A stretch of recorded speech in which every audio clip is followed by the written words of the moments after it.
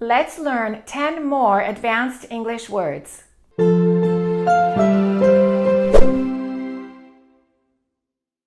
This is video number 7.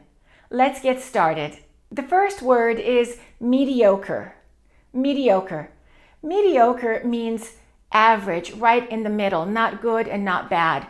But actually, most of the time when people use mediocre, what they mean is something is not so good. For example, you can say the food in that restaurant is mediocre. Or you can say he's a mediocre student. Number 2, famished. Famished means very hungry, extremely hungry. Number 3, prompt. Prompt. When you do something promptly, you do it immediately without delay. So prompt means immediate. Number 4, bland. Bland. When something is bland, it's boring. And usually it means it doesn't have any flavor. So if your soup is bland, maybe you will put some spices in it or some salt. Number 5, filthy. Filthy. Filthy means very dirty. Number 6, reluctant. Reluctant. If you are reluctant to do something, it means you're not interested in doing it. You're unwilling and you hesitate. So for example, have you ever done something but you really didn't want to do it, but you did it anyway? You did it reluctantly, without really wanting to do it. Number 7, remote. Remote. Remote means distant or very far away, usually very far away from the center. For example, a little village somewhere far away can be remote. And you probably know the word remote control. A remote control can control your television, for example, from a distance. There's a second meaning for the word remote. Remote also means there's a small chance of something happening. So you can say, today there is a remote chance for rain. Number 8, savvy. Savvy. A savvy person is very knowledgeable. It's a practical kind of knowledge, usually about something useful. For example, somebody can be savvy about computers, or you can say he's a savvy businessman. Number 9, blurry. Blurry.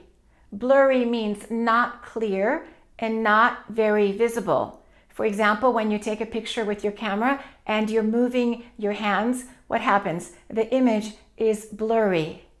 Or if you take off your glasses and you don't see very well, the letters on the page will look blurry. Number 10, fickle.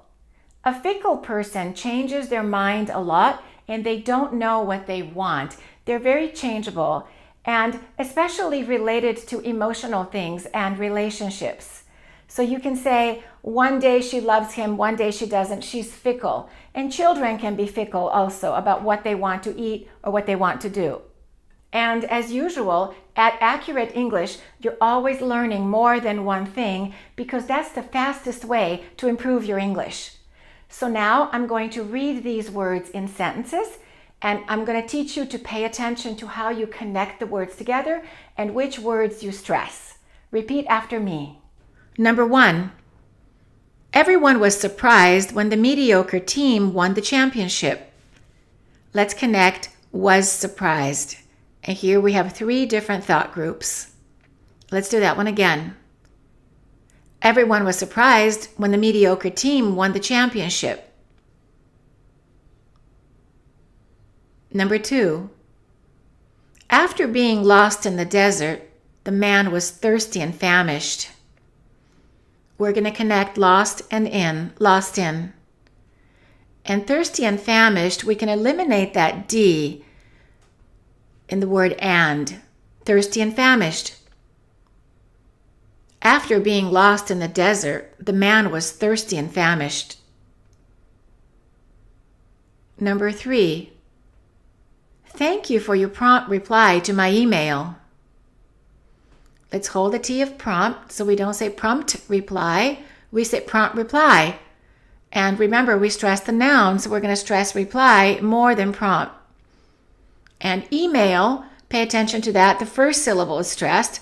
Some people make a mistake and they say email. and it's supposed to be email. Let's do that again. Thank you for your prompt reply to my email. Number 4. If you don't add any spices, the soup will taste bland. Let's eliminate that T of don't. We say don't add. It doesn't sound natural if we say don't add. Usually when the T is after an N and before a vowel, it often just gets eliminated. And we're going to say add any. If you don't add any spices, the soup will taste bland. Number 5. Please clean this filthy room at once. Let's connect room and at, and let's hold the T. Room at once.